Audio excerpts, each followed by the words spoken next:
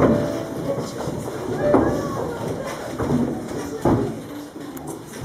afternoon, everybody. My name is Hannah Hart, and I'm delighted to be here this afternoon to conduct Julie and Stuart's wedding. I'm one of about 300 people across England and Wales that boast the extraordinary job title of Humanist Celebrant. And under the auspices of the British Humanist Association, between us each year, we conduct around 8,000 personal, non-religious ceremonies to mark important rites of passage, such as baby namings, weddings and funerals. And today, of course, is a wonderfully joyous occasion. And we start the ceremony by formally asking, who gives this woman to be married to this man? She goes of her own free will with the blessing of her children. Thank you very much. That's what we see.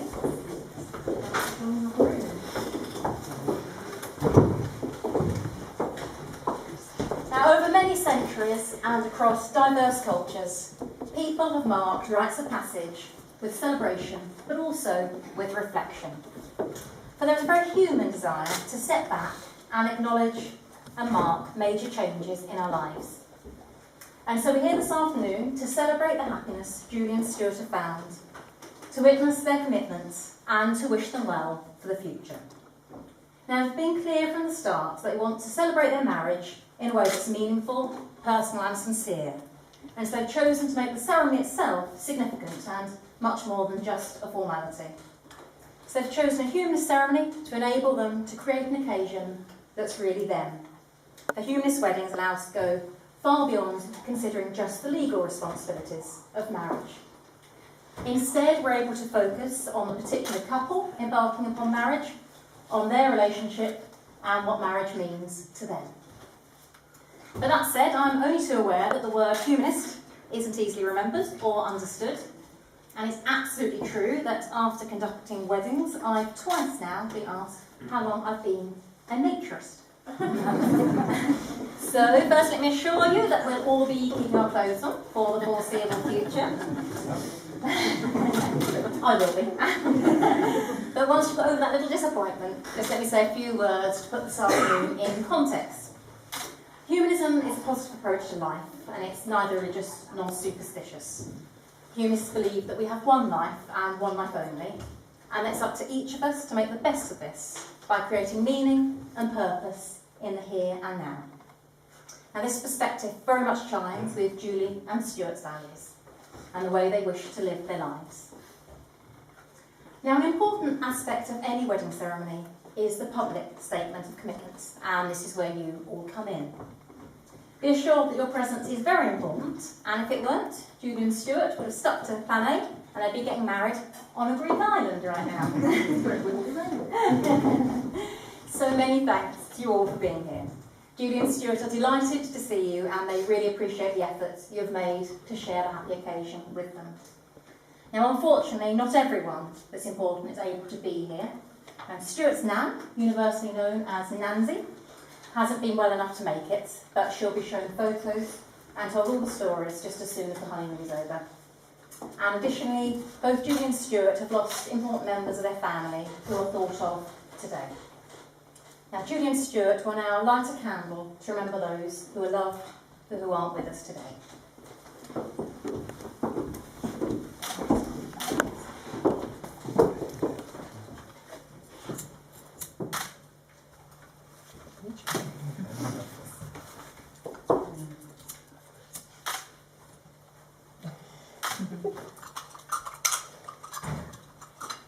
This may take a couple of minutes.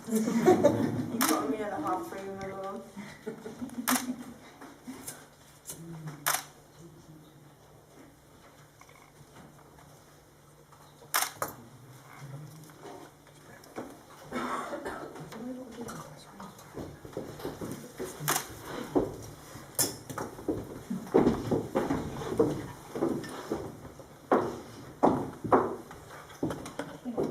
And we'll now turn to the first of our readings, one that focuses our attention on the reason we're here today. And this will be given by Emma, a very good friend of Julie's.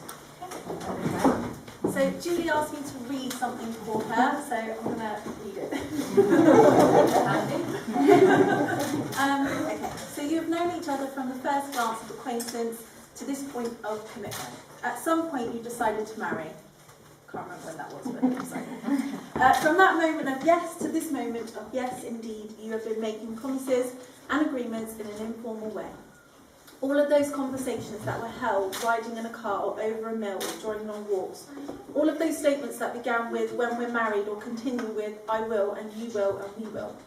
All those late night talks that included someday and somehow and maybe, and all of those promises that were unspoken matters of the heart. All of those common things and more are the real processes of a wedding. The symbolic vows that you're about to make are the way of saying to one another, you know, all those things we've promised and hoped and dreamed. Well, I meant it, all, everywhere. Look at one another and remember this moment in time. Before this moment, you have been many things to one another. Acquaintance, friend, companion, lover, dancing partner. Stuart, dance. And even teacher, so I had to get it in. And even teacher, you have learned much from one another in these last few years. Now you should say a few words that take you across the threshold of life, and things will never be the same between you. For those vows you shall say in the world, this is my husband, this is my wife.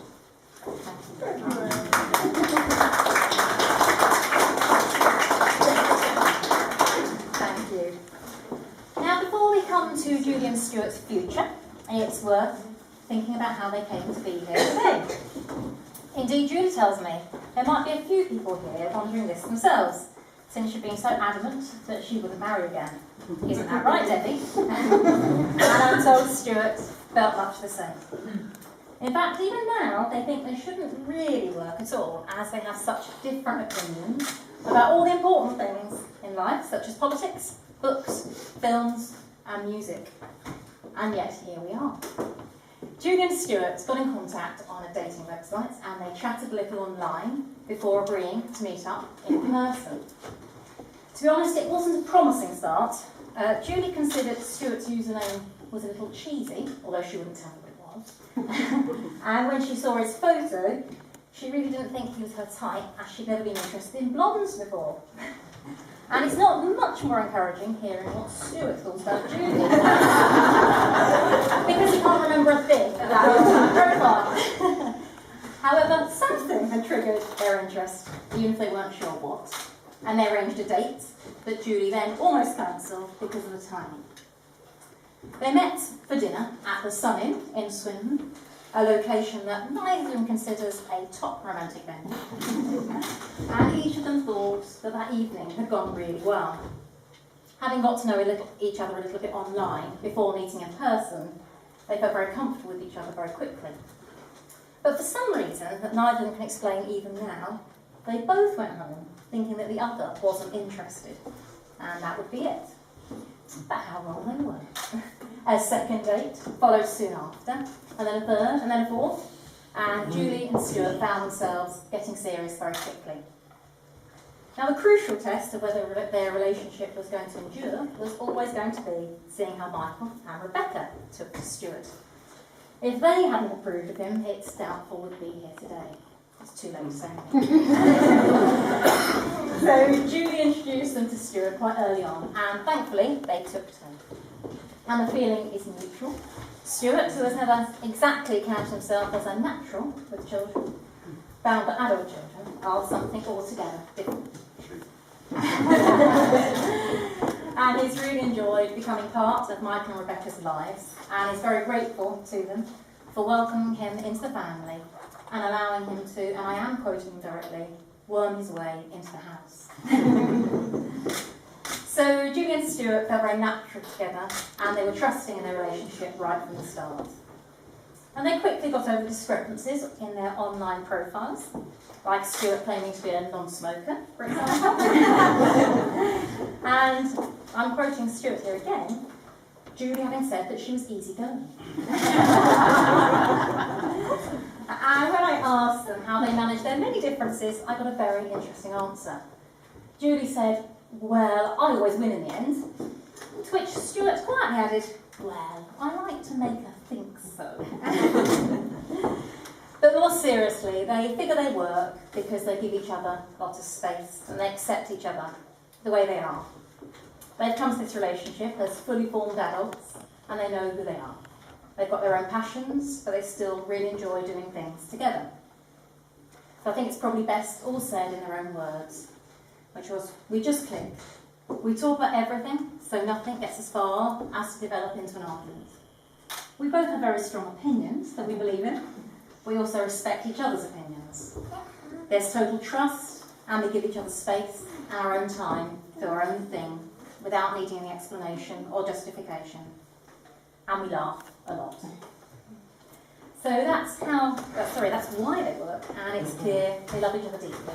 They also thought it would be interesting to get another perspective. So Sarah, in the front row, Stuart's great friend and best woman today, summarised it beautifully when she said, she's looking really worried. Oh yeah, I've known Stuart for more than decades, and Julie since the two of them met. They're very kind, a very loving couple who quite clearly adore each other, and it's apparent that they make each other's lives complete. Now, with Julie and Stuart starting their relationship very opposed to the idea of getting married, Julie at least warmed to the idea pretty quickly. Indeed, she started mentally planning a wedding, thinking she was being discreet. But obviously not that discreet, since Stuart had picked up on the hints, but pretended he hadn't, at least for a little while. But within a few months, he had taken soundings from Michael and Rebecca. It was important for him to know that they would be happy for him to ask their mum to marry him.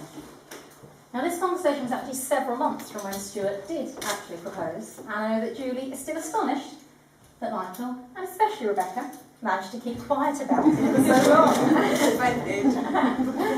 And when the proposal did come, it took Julie completely by surprise. In fact, she was actually somewhat irritated by Stuart at the time, because he'd uncharacteristically popped into town and ended up being laid back to take Michael for an interview. But in fact, Stuart actually had been busy getting the engagement ring resized. And once he had it, the planned romantic popping of the question, walking along the Ridgeway, never quite happened because he just couldn't wait that long. Julie was utterly astonished when he proposed, but not so thrown that she had to stop to think about what she would answer.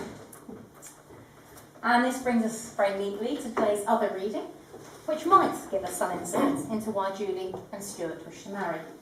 And they say this poem sums up their relationship. Now, it's going to be read by Lisa Greenwood, who I understand is aiming to replace her Kiwi accent with a broad Gloucestershire. Over to you, Lisa, no pressure. You'll be laughing. Okay, this is a Pam poem, and I'm not going to do Pam injustice by trying to take off her accent, so sorry, you stuck with mine. Yes, I'll marry you, my dear, and here's the reason why. So I can push you out of bed when the bacon needs to fry. And if we hear a knocking and it's creepy and it's late, I hand you the torch you see and you investigate. Yes, I'll marry you, my dear, you may not apprehend it. But when the tumble dryer goes, it's you that has to mend it. You have to face the neighbour, should socks and smudge attack him, and if the drunken fondles me, it's you that has to whack him. Yes, I'll marry you, my dear, you're virile and you're lean. My house is like a pigsty, you can keep it clean. That sexy little dinner which is you served by candlelight, as I do chipolatas, you can cook it every night. It's you who has to work the drill and put up curtain track, and when I've got P&T, it's you who gets the flag. I do see great advantages, but none of them for you, and so before you see the light, I do. Thank you.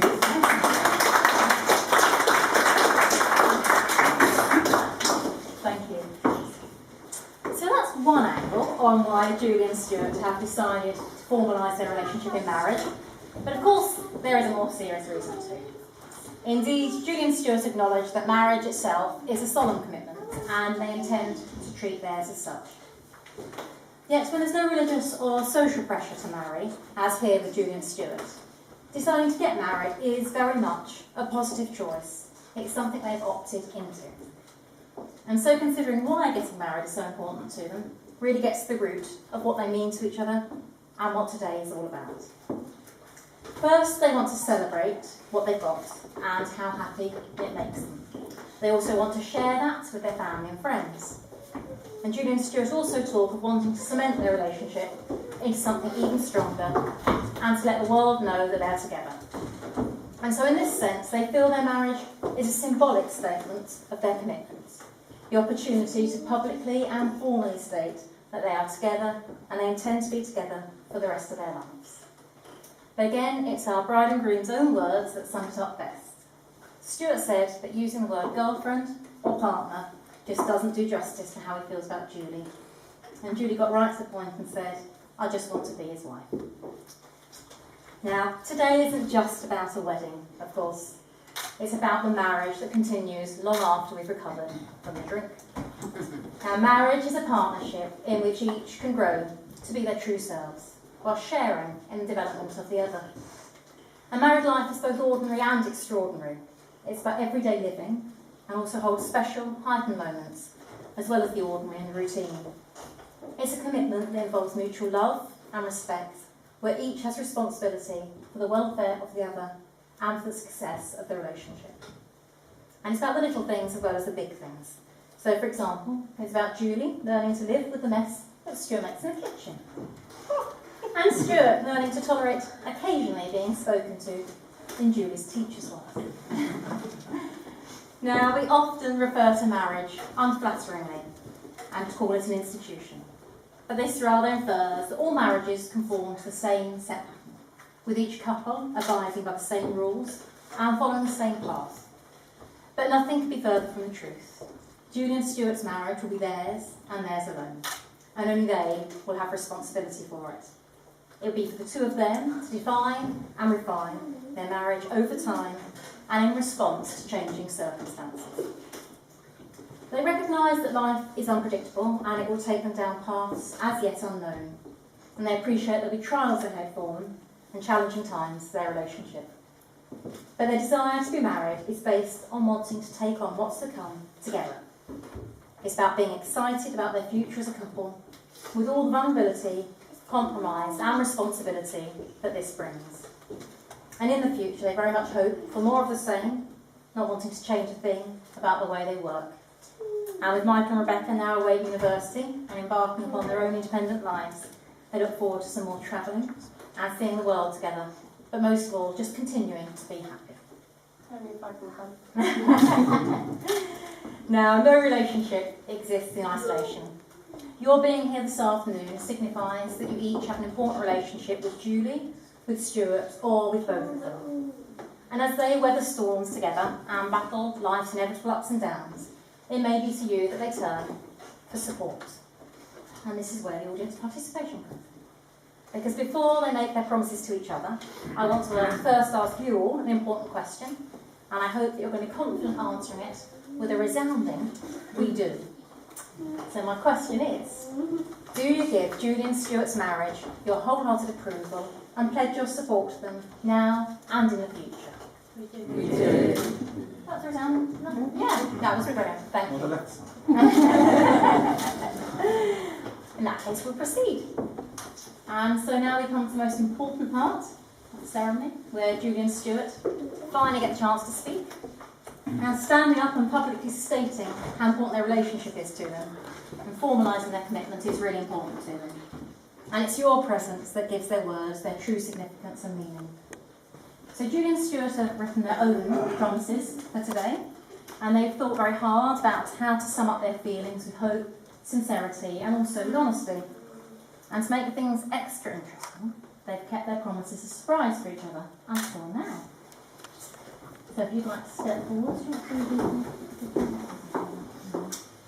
and Sarah, if you'd like to join us, we're going to be exchanging rings. You can just stand there and play with each other. Okay, so before I need the rings, just have a question for each of you. Julie, do you take this man? I suppose. Stuart, do you take this woman? She'll do. Thank you very much. So Sarah, would you please pass Stuart's ring to Julie? Let's place that on his finger. And over to you.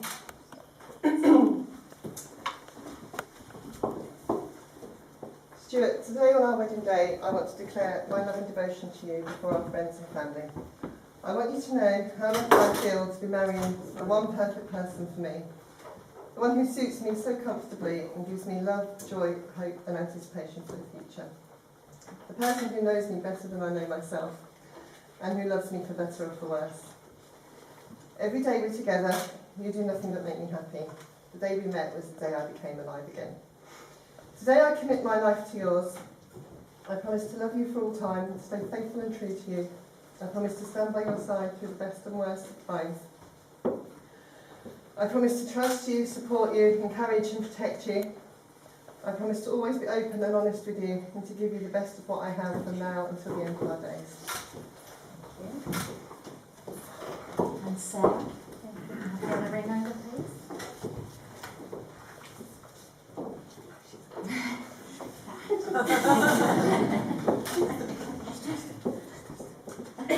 Fits now.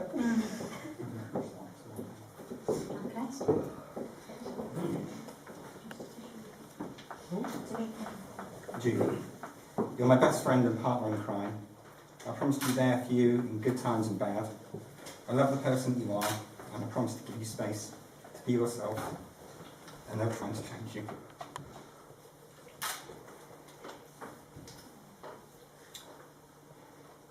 I promise I'll always try to make you feel happy, secure and content, regardless of what life throws at us. I promise to respect your opinions, even though different from mine, or wrong. I also promise that I'll not stop making bacon sandwiches on a Saturday morning just because we're married. I give you all my trust, all of my love, all of my tomorrows, and all of my life.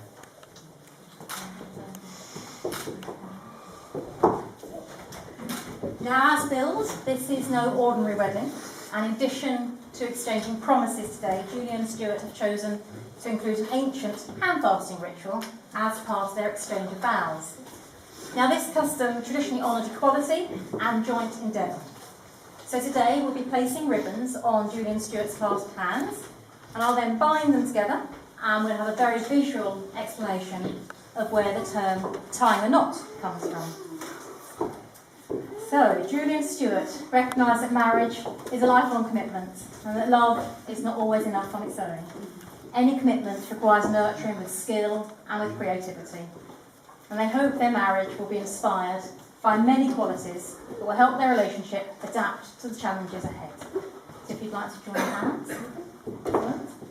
So first of all we have the red ribbon to embody love, health and courage. Julie and Stuart hope their relationship will be enhanced by a positive attitude to life and infused with love. So Caroline has the ribbon. She'd like to step forward. And a question to you two is, will you both look for the brightness in life and the positive in each other? We will. Okay. Thank you very much. Lovely. And next is the orange ribbon to represent encouragement, adaptability, stimulation and kindness. And Sarah has the orange ribbon, so if you'd like to come forward. And the question is, will you offer, nurture and support when it is needed and accept such support when it is offered? We will. Thank you. And next we have Rebecca with the pink ribbon to represent love, unity, honour and truth. So will you be honest with yourselves and with each other and remain confident in your relationship even when times are tough? We will. And next is the gold ribbon for unity, longevity, prosperity and strength, presented by Jane. So over the years ahead, will you accept the ebbs and flows in your relationship, build on it and enjoy it as it continues to grow? We will. Thank you. And next is the yellow ribbon for attraction, charm, confidence and balance. Yeah, that's a good one. So Martin's got this one. Thank you very much, Martin. Okay. So will you make the time to continue to appreciate each other and to appreciate being loved? We will. And finally we have the light blue ribbon, which represents understanding, patience and encouragement, and Denise has this ribbon. Thank you very much. So this is for everybody else actually. You all answered the first question so beautifully that we thought you'd have another one. And this time you could answer it with "we will." will you support Julian Stewart to overcome challenges and help them navigate their lives together? Thank you very much. And before we complete the hand fasting, I shall give a short reading. So these are the hands of your best friend, strong and full of love for you, that are holding yours on your wedding day, as you promise to love each other today, tomorrow, and forever. These are the hands that will work alongside yours as together you build your future. These are the hands that will help you hold your family as one.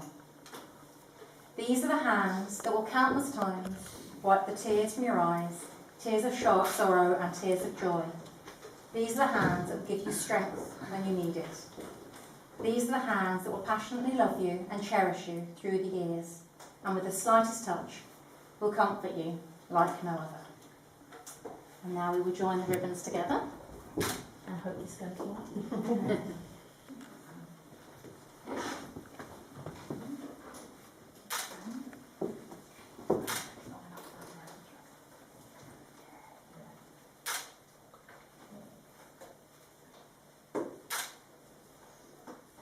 Can you get your hands out? That's right, one at a time. Excellent. So Julian and Stuart have now tied the knots.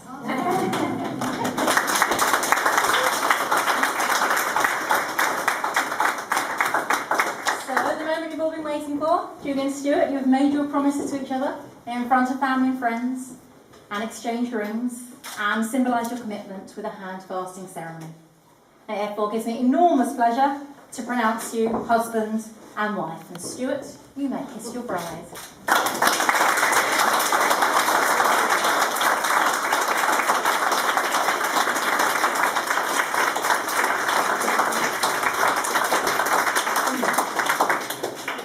Now their first act as a married couple, Julian and Stuart are going to take care of some paperwork.